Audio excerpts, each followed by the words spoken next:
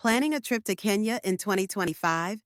From stunning safaris to coastal escapes, there's one thing you must get first: the Kenya ETA, your electronic travel authorization. Let's break down the application, requirements, and tips so your trip starts stress-free. The Kenya ETA is a mandatory online travel authorization introduced for most foreign nationals from 2024 onwards. It replaces the old visa process for short-term stays, including tourism, business, family visits, or transit.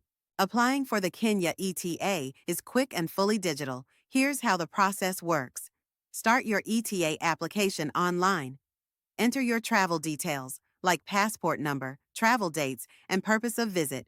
Upload the required documents, including a passport copy, a recent photo, and travel or accommodation proof. Pay the application fee using a debit or credit card. Submit your application and keep an eye on your email. Once approved, download or screenshot your ETA and keep it ready for check-in and immigration. To complete your application, have these documents ready: valid passport, 6+ months validity, recent passport-style photo, flight itinerary or hotel booking, proof of accommodation, sometimes proof of return or onward travel. Almost everyone needs a Kenya ETA now, including travelers from the US, UK, EU, India, and many more. Citizens from the East African community may be exempt, but always check the latest info. Double-check all information before submitting.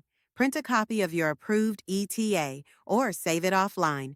The ETA is valid for one entry. You need a new one each time.